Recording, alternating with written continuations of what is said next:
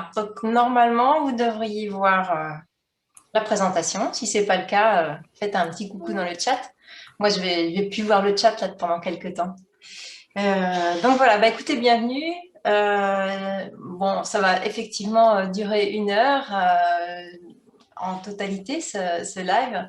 Ce que je vais faire, je vais vous faire d'abord une présentation donc, qui va durer 40-45 minutes. Et puis ensuite, donc, comme Claire l'a expliqué, là, on passera aux questions qui seront posées dans le chat. Voilà, donc allons-y.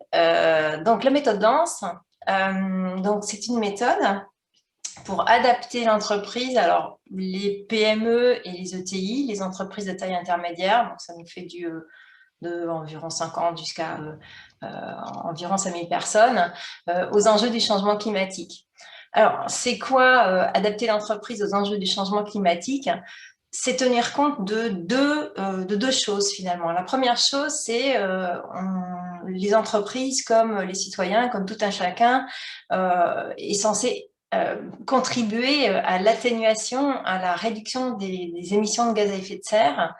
Voilà, on a un objectif fixé avec les accords de Paris. Donc, c'est la première chose. Et quand on pense à prendre en compte les enjeux du changement climatique, c'est ce qui nous vient le plus rapidement à l'esprit, c'est-à-dire de réduire nos émissions de gaz à effet de serre. Il y a une deuxième chose qui est tout aussi importante, mais à laquelle on pense déjà un petit peu moins, c'est qu'il faut aussi s'adapter. C'est-à-dire que le changement climatique, pour certaines entreprises, c'est encore pas tout à fait là, pas tout à fait évident, on ne sent pas encore le sentiment d'urgence. Et quand on pense à adaptation, on pense aux phénomènes extrêmes, on pense aux inondations, on pense aux vagues de chaleur, on pense rarement à une évolution qui serait beaucoup plus structurelle, qui ferait que de toute façon, l'état de la planète ne sera plus le même.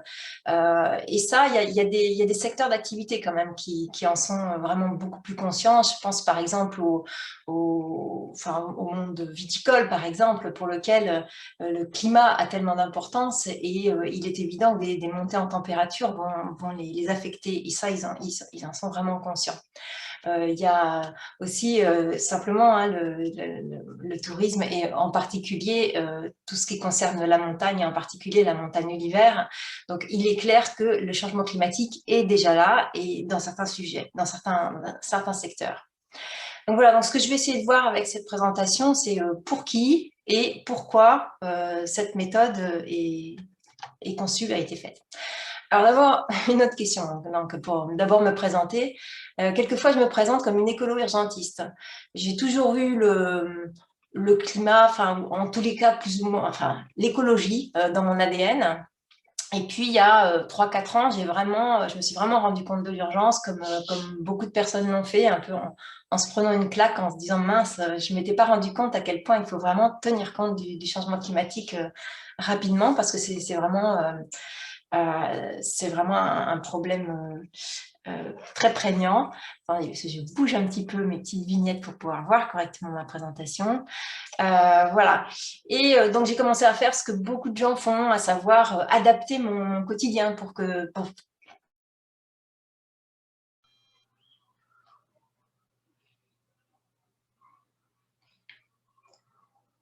Je suis en sourdine. Ah, qu'est-ce qui se passe, Claire? Il y a quelque chose qui ne va pas? C'est bon là? Ok, je continue. Donc, j'ai fait un certain nombre de choses comme beaucoup de gens font. Hein. Je suis devenue végétarienne, j'arrête de prendre l'avion, j'ai rendu ma voiture. Enfin, je me suis vraiment activée pour prendre en compte cette urgence climatique. Et puis, je me suis dit, non, Nathalie, il y a vraiment quelque chose qui ne va pas. Tu as un métier qui serait quand même super utile, encore plus utile à utiliser pour le changement climatique parce que je suis spécialisée en transformation d'entreprise. Donc, du coup, en quoi ça consiste déjà? Qu'est-ce que j'ai fait en tant que spécialiste en transformation? J'ai travaillé dans pas mal d'entreprises, j'ai plus de 35 ans d'expérience et les tailles étaient surtout des grosses entreprises. Et ça fait 20 ans que je fais de la transformation. À l'origine, j'étais ingénieure en informatique Ensuite, j'ai commencé à avoir de l'appétence, on va dire, pour tout ce qui est amélioration, changement d'habitude et compréhension de ce que ça implique humainement, toutes ces choses-là. Des grosses entreprises, donc il y a eu Sybase, il y a eu Alcatel à une certaine époque, maintenant ça s'appelle plus comme ça, mais il y a eu Thales, donc des grosses tailles d'entreprises. Et j'ai travaillé dans des organisations corporate à l'intérieur de ces gros groupes, c'est-à-dire bon, ça touchait plusieurs dizaines de milliers, voire pour Alcatel à la belle époque plutôt de la centaine de milliers de personnes. Et puis après, j'ai aussi travaillé de façon assez régulière finalement dans des tailles beaucoup plus gérables, quelques centaines de personnes. Voilà, quelques milliers, c'est arrivé aussi, mais des tailles finalement pour lesquelles les sujets de transformation se traitent de façon différente. Et c'est surtout sur ces tailles-là que je réussissais à faire les challenges que je pouvais avoir en termes de transformation. Les secteurs, en fait, ils ont été, bon, c'est vraiment des entreprises d'ingénieurs de l'industrie, on va dire, enfin des secteurs d'ingénieurs de l'industrie sur lesquels j'étais amenée à travailler. Néanmoins, ça pouvait être varié, c'est-à-dire j'ai travaillé dans des domaines télécommunications comme du contrôle de trafic aérien. Donc ça peut être varié. Quand on fait de la transformation, c'est pas nécessaire de connaître le secteur à fond. Loin de là, de spécialiste du secteur. C'est-à-dire que si on a un peu de curiosité, on va comprendre ce que font les gens avec qui on travaille. Et bien évidemment, et en général d'ailleurs c'est intéressant, donc ça fait qu'on en a d'autant plus envie, mais c'est pas fondamental pour faire une transformation. Les sujets sur lesquels j'ai travaillé de façon assez classique, donc c'était des sujets organisation d'entreprise, méthodologie, process, puis des sujets que je ne connaissais pas. On m'a demandé de mener une démarche de bonheur au travail. Voilà, je ne connaissais pas. Qu'est-ce que j'ai fait? J'ai appris le sujet suffisamment pour pouvoir le maîtriser. Évidemment pas autant que les gens qui travaillent sur ce sujet depuis très longtemps, mais quand même suffisamment. Il s'est passé la même chose avec, et ça c'est un petit peu tiré par le bonheur au travail, le management responsabilisant. Donc j'ai appris ces sujets suffisamment quand même pour pouvoir mener des transformations sur ces sujets-là. Donc en résumé sur cette partie-là, on la voit un petit peu sur la droite avec ce mobile. J'ai des compétences en changement qui commencent à être quand même assez importantes, on va le dire comme ça. Mes compétences en climat, eh bien finalement, je les ai acquises. Alors, bon, ça fait quand même quelques temps que j'apprends. Et alors, une chose particulière, je ne suis pas devenue une spécialiste du climat d'un point de vue purement scientifique, c'est-à-dire vous pouvez me coller sans problème sur ces aspects-là. En revanche, ce qui est nécessaire pour faire une transformation d'entreprise dans le domaine du changement climatique, c'est de connaître le contexte du changement climatique par rapport aux entreprises. C'est-à-dire, c'est quoi les obligations réglementaires, quels sont les risques, c'est quoi les tendances, qu'est-ce qui va bientôt arriver, c'est quoi les outils. Donc voilà, il faut connaître ce sujet du climat dans l'entreprise pour faire une transformation, ça c'est certain, sans nécessairement être spécialiste. Et puis pour les secteurs, ça peut être beaucoup de secteurs. Alors évidemment, on pense aux secteurs qui sont les plus marquants du point de vue de leur empreinte d'émissions de gaz à effet de serre. C'est le transport, l'agriculture, le bâtiment, l'industrie. Donc, ce sont des secteurs sur lesquels on focalise, on voit bien avec les lois qui sont en cours, on focalise sur ces sujets, on a tout à fait raison pour des questions de réduction de gaz à effet de serre. En revanche, pour les aspects d'adaptation, ça peut effectivement être des secteurs beaucoup plus larges qui seront touchés ou qui peut-être seront touchés par effet boule de neige, on va dire. Mes valeurs, c'est aussi important, non pas pour vous raconter ma vie, mais pour vous raconter ce que je souhaite faire avec cette méthode. Déjà, alors dans les valeurs, il y a quelque chose qui pour moi est fondamental et qui est tout à fait fondamental en matière de transformation, c'est de donner du sens aux choses. De plus en plus, on le voit dans le monde de l'entreprise, les gens recherchent ça, recherchent du sens. On ne va pas se mettre à transformer les choses si le sens n'est pas clair. En tous les cas, ça marchera beaucoup moins bien que s'il l'est. Donc le sens primordial. Ensuite, dans mes valeurs, il y a le partage. Et c'est pour cette raison que par exemple, voilà, je ne suis pas restée jusqu'à les dernières années avant ma retraite dans mon entreprise où j'aurais parfaitement pu rester. J'ai voulu partager ce que je savais faire finalement, et donc du coup le partage fait partie de ce qui drive vraiment cette démarche. Donc du coup, qu'est-ce qu'il y a en termes de partage? Il y a effectivement un livre qui est en fin de campagne de financement participatif, un livre qui décrit la méthode. Ensuite, donc il y a ce qui est juste en dessous, c'est sans détailler, c'est le Creative Commons by SA, c'est en fait une espèce d'open source pour des communs, pour des créations. Donc, en clair, ça veut dire que cette méthode, quiconque a envie de l'utiliser, l'utilise et pourra utiliser le matériel qui sera généré à partir de cette méthode, des présentations, des graphiques, etc., etc., dans la mesure simplement où on cite l'origine, à savoir la méthode Lance ou Ecolance, enfin n'importe quelle marque qui marque bien que l'origine, elle est d'ici. Pourquoi faire ça comme ça? Pour que ça fasse un peu boule de neige, voilà, encore une fois, pour qu'il y ait un aspect un petit peu viral, et ça c'est quelque chose qui est important avec le Creative Commons, c'est vraiment ce qui est recherché aussi, c'est que la communauté des utilisateurs finalement crée quelque chose de viral. Le respect, la confiance fait partie de mes valeurs, et aussi dans le cheminement de la transformation, c'est super important. Et un dernier petit mot là, sur l'autodétermination. C'est un petit peu ce qui va faire la différence entre du consulting et de la facilitation. Quand un consultant débarque dans une entreprise, et donc en tant que ancienne employée d'un grand groupe, j'en ai vu beaucoup passer.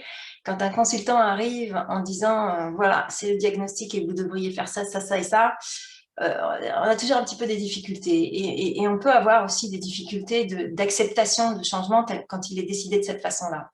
L'autodétermination, dans ce cadre-là, ce serait faire des choses qui soient plus du domaine de la facilitation. C'est-à-dire que la personne qui est spécialiste en transformation et qui va accompagner l'entreprise va plutôt faire de l'accompagnement, va permettre à l'entreprise de décider elle-même quel est son chemin, plutôt que de lui imposer ou de lui montrer très fermement. Voilà, donc ça fait partie des valeurs que j'ai. Une dernière petite chose sur cette planche qui est les informations qui sont tout en bas. Donc, je suis sortie de mon gros groupe en me disant « Ouh là là, auto-entrepreneur, ça va être un peu compliqué pour moi. D'abord, je n'aime pas travailler toute seule. Et puis voilà, je le sentais un peu moyennement. Et donc, du coup, j'ai trouvé un truc génial. Je suis rentrée dans une coopérative d'entrepreneurs salariés qui s'appelle Copanam. Et donc, du coup, ce que vous voyez à droite qui s'appelle Ecolance, ce n'est pas mon entreprise, c'est ma marque. Et Ecolance fait partie de Copanam. Et donc, Claire, qui fait la modération de ce live, a créé sa marque à peu près en même temps que moi, parce que nous sommes dans la même promo, et sa marque, c'est Purple Glow. Donc voilà, ça c'est tout l'intérêt du coopératif, hein, c'est de partager les activités, parce que moi, l'activité de Claire, qui est du community management, je ne connaissais quasiment pas, en fait, hein, et elle m'a appris à faire ce genre de choses, et elle m'accompagne pour faire ça. Vous allez trouver aussi beaucoup d'illustrations dans cette présentation et dans la méthode d'une façon générale. Donc, c'est Fred Jarno qui travaille avec moi depuis à peu près 2 ans maintenant sur la définition de la méthode. Donc, non seulement elle a fait les illustrations, mais c'est elle qui est en train de terminer la mise en page du livre qui va bientôt pouvoir partir à l'impression. Voilà, donc, et hop là. La méthode. Donc, je vais vous présenter maintenant ce que j'appelle quelquefois le fil conducteur de cette méthode. En fait, c'est un guide. La méthode est un guide. Évidemment, on peut s'en écarter quelque peu, il n'y a aucun souci avec ça, mais c'est quand on... Voilà, ça permet de mieux comprendre comment procéder avec l'aide de 5 étapes. Donc, et avant d'aller regarder un petit peu ces 5 étapes, ce que je vous propose, c'est de regarder aussi la ligne qui est tout en bas, qui s'appelle la gestion du changement, inclut en tâches de fond, le facteur humain, la résistance au changement et une communication. Et ça, c'est super important. Ce sont donc les tâches de fond qui vont être faites tout au long de la transformation de l'entreprise. Parce qu'une transformation, c'est avant tout une question de personnes, c'est une question humaine. C'est pas parce qu'on a décidé de faire quelque chose que ça va nécessairement fonctionner. On a décidé un sujet de transformation que ça va nécessairement se transformer comme on l'entend. Pourquoi? Parce qu'effectivement, il y a des humains, parce que même si on s'y prend super bien pour faire en sorte que les gens adhèrent, eh ben, il y aura toujours de la résistance au changement. Et puis aussi, il y a la communication qui est super importante et qui se situe aussi l'avantage de fond. Et la communication, finalement, elle est d'abord interne, et surtout au démarrage interne, pour faire bien comprendre de quoi il s'agit.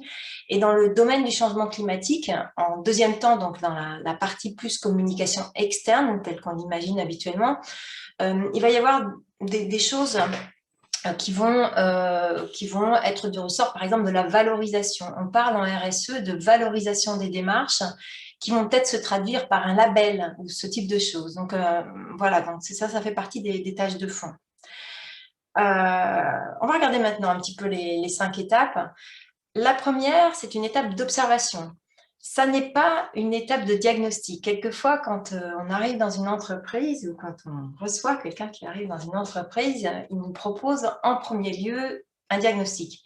Dans certains cas, ça convient très bien. Dans le cadre de la méthode, ça convient beaucoup moins bien. Pourquoi? Parce que cette méthode, elle va avoir pour objectif de changer vraiment le cœur de l'entreprise, sa stratégie, pour ensuite changer son business model.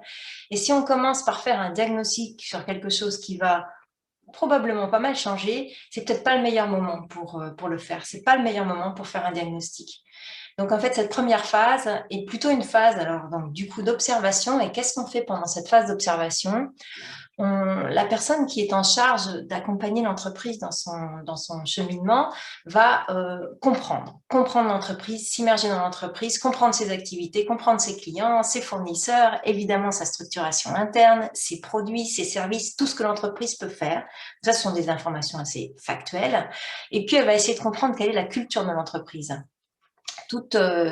Les entreprises ont des cultures très variées et une transformation va se faire d'une façon ou d'une autre en fonction de la culture de l'entreprise.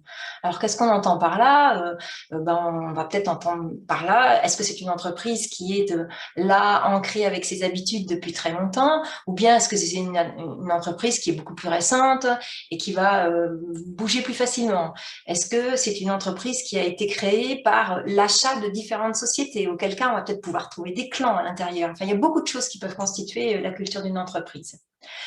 Ensuite, on va regarder quelle est l'aptitude au changement. Est-ce que cette entreprise-là va changer facilement ou est-ce que ça va être beaucoup plus compliqué parce que les gens n'ont pas du tout cette habitude-là et donc il va falloir trouver les moyens finalement pour qu'ils adhèrent à ce changement. Donc ça, c'est la phase d'observation. Et pendant la phase d'observation, enfin, à l'issue de la phase d'observation, on va avoir quoi? On va avoir un document ou quelque chose, en tous les cas, qui décrit le profil de l'organisation. C'est quoi? Donc, ça va décrire finalement c'est quoi sa culture, c'est quoi ses activités, etc. Et ça va donner des indications sur de quelle façon est-ce qu'il serait bien de mener cette transformation. Est-ce que ce sera sur un mode très collaboratif ou pas collaboratif du tout?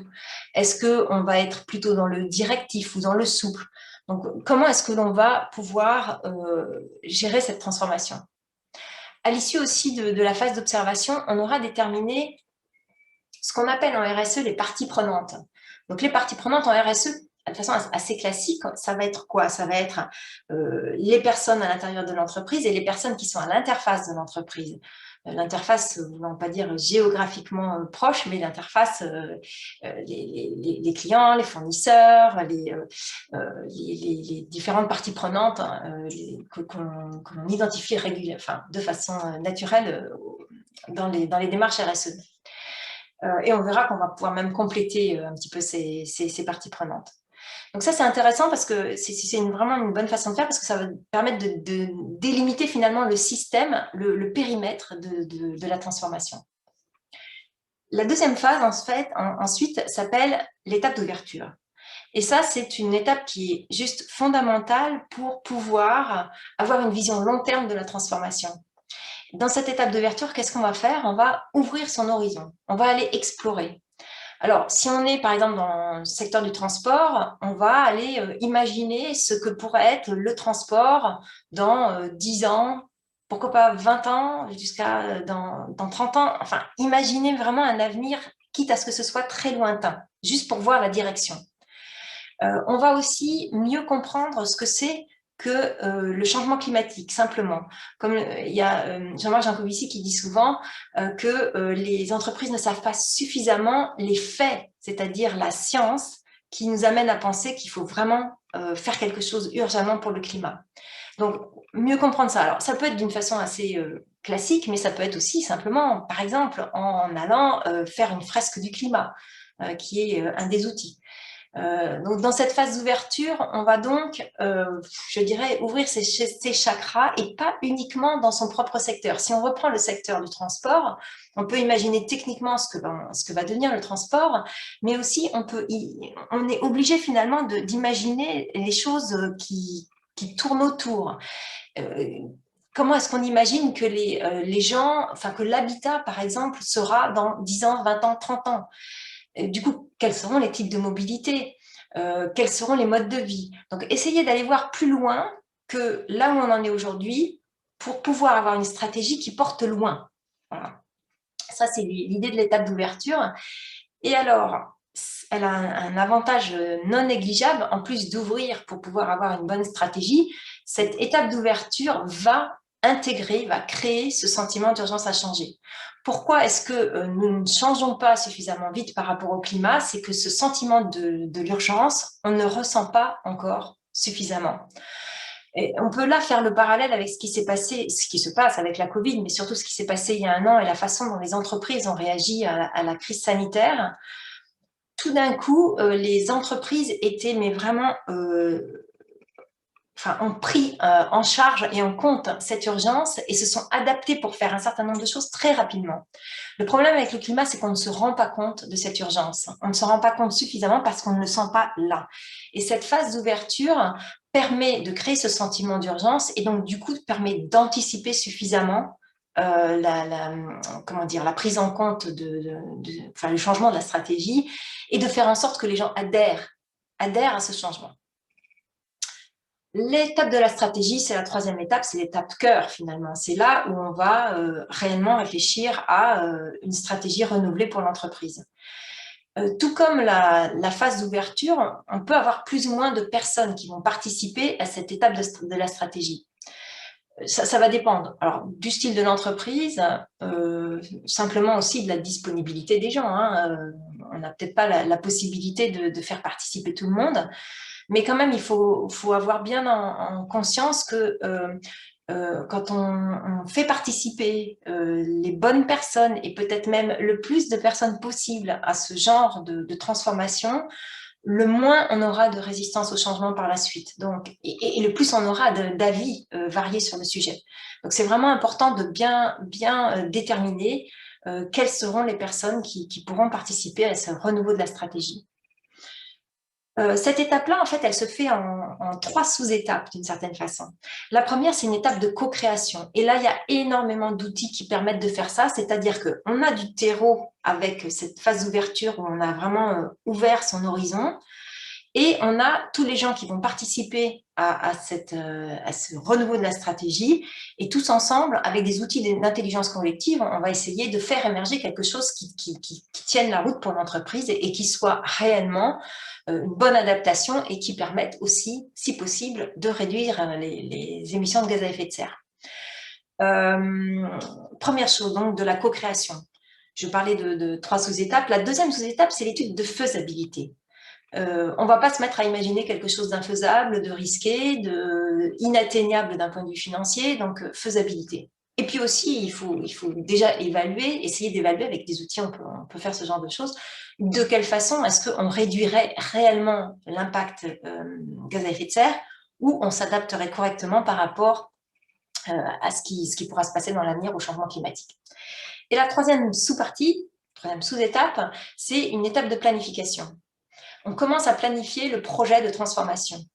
Et pourquoi ça, c'est important de le faire au niveau de cette étape de la stratégie? Parce qu'il est possible qu'en co-créant, ensuite on regarde la faisabilité, on va peut-être revenir sur des éléments de co-création parce qu'on se rend compte qu'il y a des choses ça ne va pas être faisable. Et pareil, on va faire cette partie de mise en œuvre, de compréhension de là où ça va toucher l'entreprise, de ce qu'il y aura à faire réellement, à cet endroit-là pour bien être sûr qu'on a bien évalué les risques, etc. et éventuellement revenir à une phase de co-création.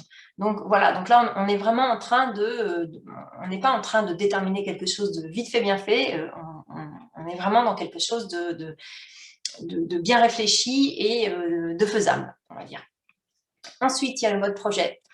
Alors, le mode projet, évidemment, il peut y avoir une ouverture encore plus grande sur le nombre de personnes qui va participer au mode projet, parce que c'est bien évidemment pas la personne qui coordonne cette transformation qui va pouvoir mettre les mains à la pâte pour réaliser ce qu'il y a à faire. Donc, ça peut être des changements d'organisation, des changements de service, des nouveaux produits. Enfin, ça peut être énormément de choses, finalement. Ça dépend vraiment de la stratégie. Et les modes projet peuvent se faire, là encore, de façon très différente en fonction du style, du profil de l'entreprise. On peut vouloir faire quelque chose de bien calé, avec un plan bien établi, et hop, on déroule le plan et on gère les risques et on fait des choses de façon très carrée, comme on peut vouloir faire des choses qui sont beaucoup plus agiles, où on va faire ce qu'on appelle en anglais des test and learn, on va tester certaines choses, on va voir ce que ça donne, on va peut-être revenir sur ce qu'on a fait, recommencer, etc. Donc, pas mal de façons de faire du mode projet et on aura les premiers résultats. Alors, les premiers résultats, c'est quoi? Ça va peut-être être un nouveau service que l'on a mis en place, un service autour des produits ou un produit que l'on aura rebeloté, ou ça peut être, enfin, voilà, les premiers résultats peuvent être de ce type-là, c'est-à-dire concernés directement à l'activité, mais aussi des premiers résultats en termes de réduction d'impact, de gaz à effet de serre, ou d'imagination de est-ce que ça nous permet vraiment de nous adapter correctement. Voilà. Et la 5e étape, en fait, une transformation de ce type-là, c'est pas une transformation qui va se faire, qui va être terminée, je dirais, à l'issue de cette étape-là. C'est quelque chose qui va continuer. Donc, un peu comme ce qu'on appelle habituellement de l'amélioration continue. Autant là, on est dans la transformation plutôt, à dérouler cette méthode, autant par la suite, on est plutôt dans de l'amélioration continue. Et il faut mettre en place toute cette partie-là qui va prendre en place, va continuer de faire finalement la coordination du projet, etc., etc. Donc, toute cette partie-là est faite pendant la phase de transfert. Je passe à la planche d'après. Donc, qu'est-ce qu'il faut retenir finalement de ce que je vous ai raconté là? Phase par phase déjà. Donc, la phase d'observation, donc on a dit c'est pas un diagnostic. Et ça, je vous ai expliqué les raisons. Ce serait un peu bizarre de faire un diagnostic sur quelque chose que l'on va énormément changer. Donc, disons que ce n'est pas le meilleur moment pour faire un diagnostic. Et puis, ça va donner le profil de changement qui va complètement influencer sur la façon dont la transformation va se faire après. La phase d'ouverture, enthousiasmante et aussi perturbante. Il faut en être conscient. C'est là où le sentiment d'urgence, on va le déclencher et humainement, ça peut provoquer des choses qui sont relativement déstabilisantes. La stratégie, on utilise souvent ce mot d'émergence de plus en plus en intelligence collective. Donc, en fait, c'est une émergence, c'est-à-dire que c'est quelque chose qui va être issu d'un exercice d'intelligence collective et qui sera basé sur toutes les informations qu'on aura pu découvrir au moment de l'étape d'ouverture. Et la stratégie, très important, inclut la faisabilité et l'initialisation du projet. Le mode projet est plus ou moins classique. Et puis aussi, quelque chose qui est important, c'est qu'en général, quand on commence une transformation, la période d'avant, elle aura été très courte. Enfin bon, c'est en règle générale ça. Là, en fait, les tâches de fond dont je vous parlais tout à l'heure, donc c'est-à-dire le facteur humain, la résistance au changement, ça, ce sont des choses qui seront déjà pas mal analysées et pas mal en place depuis quelques temps. Et donc, du coup, le mode projet, qui est un mode qui potentiellement peut générer de la résistance au changement, peut se passer mieux du fait de cette bonne connaissance de l'entreprise. Et puis le transfert, de l'autonomie pour changer. Et c'est vrai que c'est une étape qui n'est pas toujours anticipée, donc c'est bien de la prendre bien en compte en amont. Globalement, des choses à retenir. Donc, on l'a vu finalement, c'était un peu sous-entendu, mais la personne qui fait la transformation est vraiment intégrée dans l'entreprise. Et l'idéal est une immersion, à raison de... un temps partiel peut tout à fait convenir, hein, à raison de 3 ou 4 jours par semaine. C'est vraiment l'idéal pour pouvoir mener une transformation sans être la personne extérieure qui vient uniquement pour relever les compteurs, je dirais. C'est vraiment quelque chose d'hyper important d'être bien immergé dans l'entreprise. Alors, le temps entre l'étape 1 et l'étape 5, c'est évidemment très, très compliqué de le déterminer de façon tout à fait précise. Ça dépend de la taille de l'entreprise, de l'étendue de ce qu'il y a à faire, etc., bien évidemment. Néanmoins, j'avance une période d'1 an parce que c'est quelque chose qui est quand même relativement long, sachant que de toute façon, à l'étape 5, la transformation n'est pas terminée. C'est vraiment l'accompagnement pour la définition de la stratégie et la mise en place du projet de transformation. La vision qui en ressort, c'est-à-dire la stratégie qui en ressort, c'est vraiment une vision, si les choses se passent correctement dans l'utilisation de la méthode, c'est vraiment une stratégie long terme. C'est-à-dire une stratégie qui va loin, 2030, 2050. C'est évidemment quelque chose qui est à adapter immédiatement. Évidemment que ça prend en compte le moyen terme et le court terme, mais la vision en elle-même est vraiment assez lointaine. Et puis ces parties prenantes, j'en ai parlé un petit peu tout à l'heure en disant que dans la RSE, finalement, on parle des parties prenantes internes à l'entreprise et on parle aussi des parties prenantes externes qui sont en interface directe. Alors moi, ce que j'ai imaginé, c'est d'ajouter des parties prenantes symboliques. Alors je vais juste les lister, puis je vais vous expliquer pourquoi, rapidement, à quoi ça sert. J'ai rajouté une partie prenante que j'ai appelée le monde naturel. Souvent, on me dit, Nathalie, c'est bien de focaliser sur le climat, mais quid de la biodiversité? Quid des impacts de nos activités sur la forêt? Évidemment, par effet ricochet, il y a l'urgence climatique derrière, parce que les forêts, comme on le sait, sont des puits. Néanmoins, quelquefois, on ne prend pas suffisamment en compte le fait, si on focalise uniquement sur le climat, on ne prend pas suffisamment en compte le monde naturel, qui est aussi en souffrance. Une partie prenante symbolique, urgence climatique avec les accords de Paris, une partie prenante, fracture sociale, pour se dire, mais est-ce que finalement, ce que l'on est en train d'imaginer, est-ce qu'on n'est pas en train d'imaginer des solutions qui mettent de côté, admettons, et ça c'est peut-être un peu ce qu'on a imaginé, enfin ce qu'on a pu voir avec l'épisode Gilets jaunes il y a quelques temps, quand on réfléchit à des solutions, est-ce qu'on tient compte de la totalité des gens et est-ce qu'on n'est pas en train d'exclure des gens du système? Je pensais par rapport à ça l'usage de la voiture, hein, bien évidemment par rapport aux gilets jaunes. Et puis le sens. Alors pourquoi est-ce que c'est intéressant de garder tout ça en tête? Parce que quand on va faire on va dérouler les étapes de la transformation, on va se retrouver à des moments, alors des moments, on va bien penser à tout, on va être dans l'étape d'ouverture, on va être dans la stratégie, et puis à un moment donné, on va revenir, comme qui dirait, les pieds sur terre. Et là, dans les décisions au quotidien, il est fort probable que l'on en oublie, par exemple, la raison d'être de l'entreprise. Pourquoi est-ce qu'on voulait faire ça? Est-ce qu'on n'est pas en train d'aller dans quelque chose qui n'est pas dans l'ADN de l'entreprise? Parce qu'on parle beaucoup de raison d'être en ce moment avec la loi Pacte. Ou bien est-ce que dans une décision, à un moment donné, on n'est pas en train d'oublier la composante monde naturel? Alors, comment est-ce que ça se décline? Ça, très, très naturellement, enfin, très facilement, en ayant dans toute l'étape de la transformation une personne probablement interne à l'entreprise, c'est ce qu'il y a de plus simple, qui représentera cette partie prenante symbolique, pour être sûr qu'à tout moment, on prend bien en compte un certain nombre de choses que l'on a déjà imaginées, mais que dans le feu de l'action, on pourrait, ou dans les équilibrages, on pourrait dire, on oublie. Donc voilà, prise en compte de la biodiversité, etc.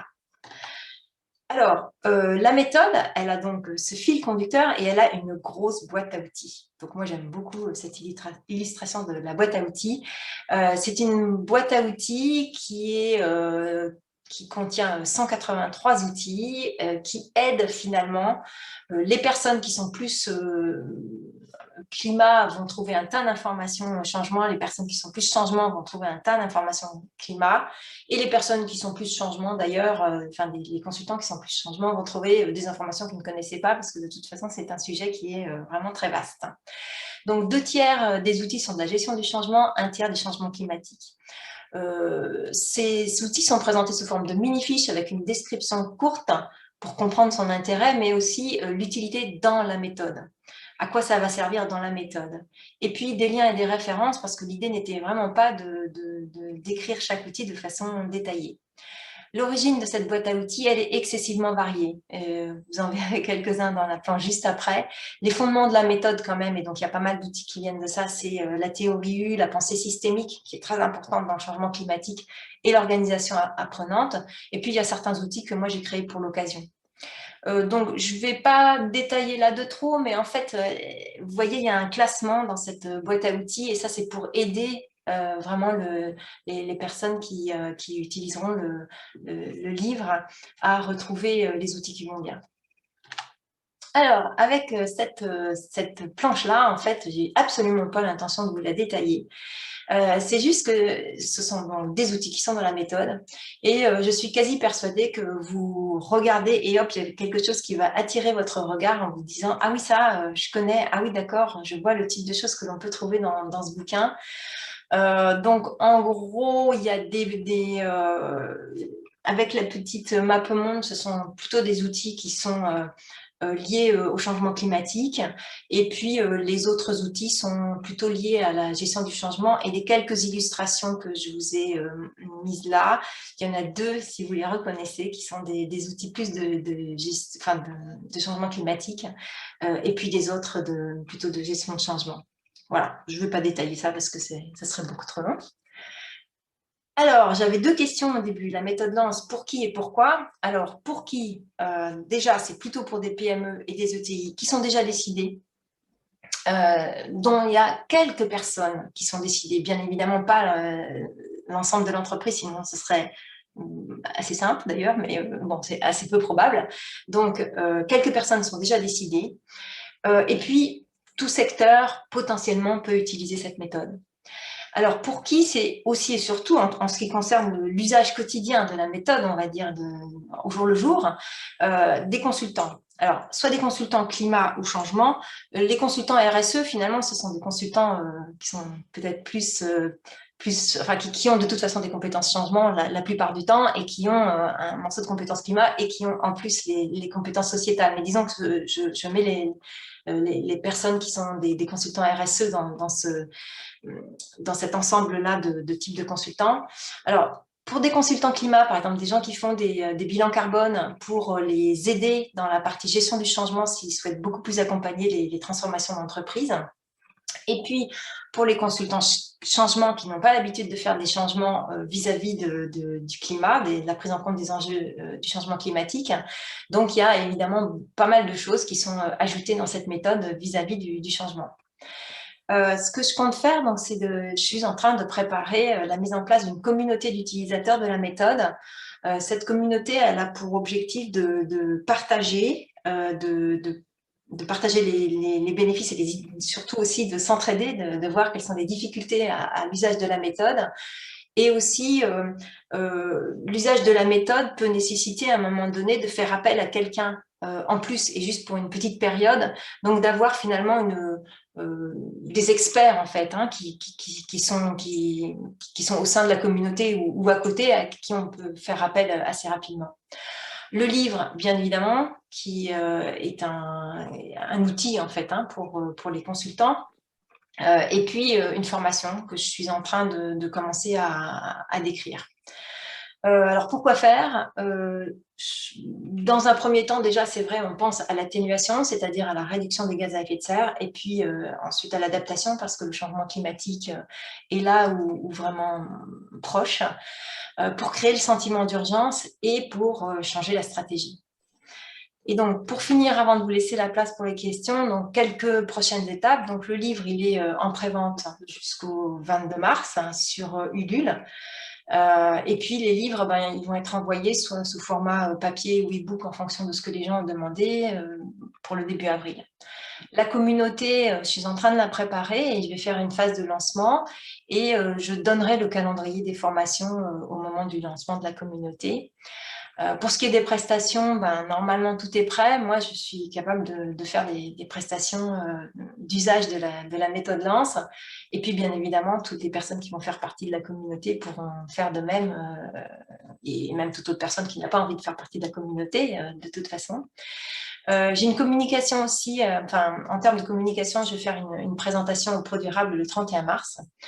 Et voilà, donc si vous voulez des informations, vous voulez me contacter, vous voulez commander le livre, etc., il y a tout ce qu'il faut normalement sur le site internet.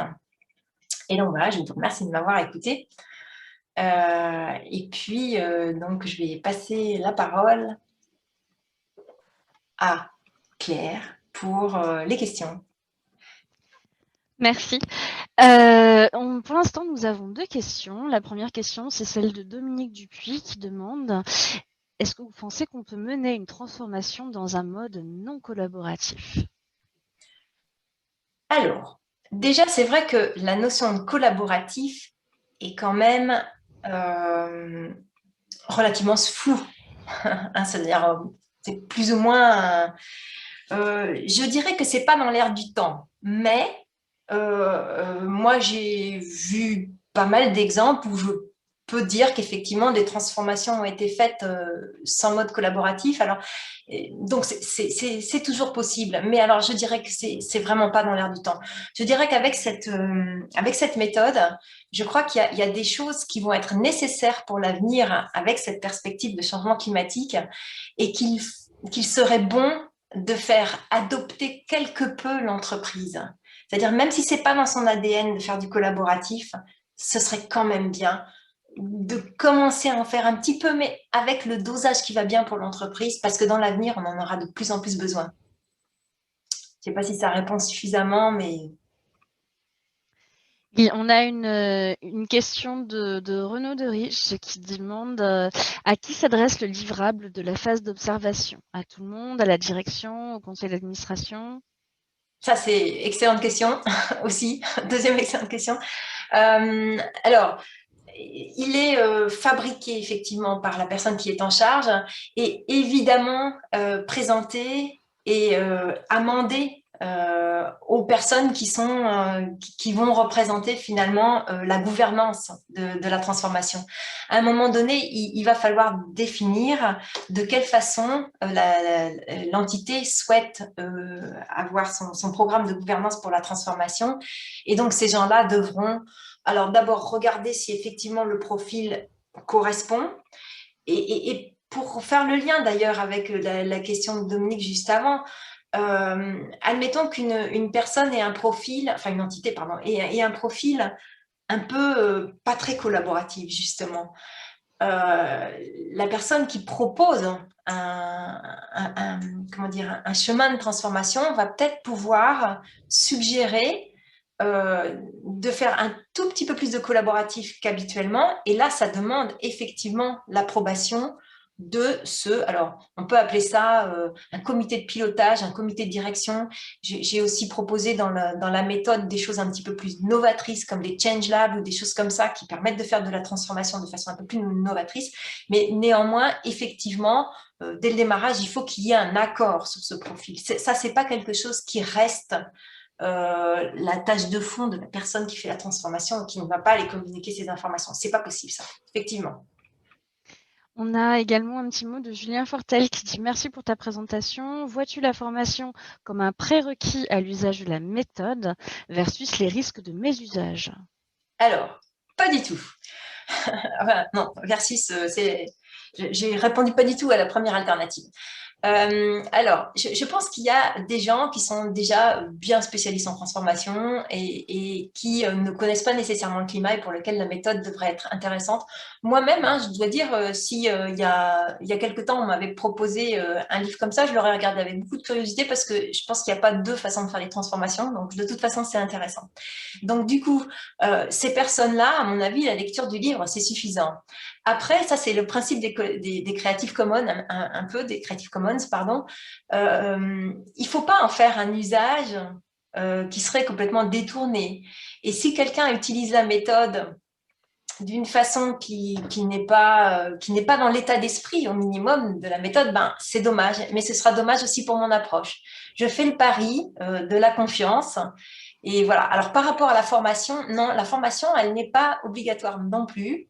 Et en fait, je vais utiliser un principe que moi, je suis, par exemple, j'ai suivi une formation et je suis B-Leader. Je ne sais pas si vous connaissez le label B Corp. C'est pas très grave si vous ne le connaissez pas. Mais en fait, ils forment des gens comme moi pour pouvoir accompagner les entreprises à avoir le label B Corp. Et en fait, la seule chose qu'ils disent, c'est qu'on obtient un petit logo qui nous dit on a été formé B-Leader. Ça ne veut pas dire qu'on est excellent, ça veut juste dire qu'on a été formé. Donc moi, ce que je vais faire avec cette formation, c'est juste, voilà, les personnes qui l'utilisent, elles vont pouvoir dire elles ont été formées. Après qu'elles en fassent un bon usage ou pas, c'est vrai que la communauté, elle est là pour faire en sorte que ça se propage d'une façon, comment dire, cohérente avec la source, on va dire. Mais après, moi, je serais ravie que cette méthode, enfin, elle évolue énormément, quoi. Et pas avec ce que moi, je propose, avec ce que les gens proposent, hein. Voilà. Bah, écoute, c'était la dernière question qui était posée dans le chat. Ce que je te propose, c'est de réactiver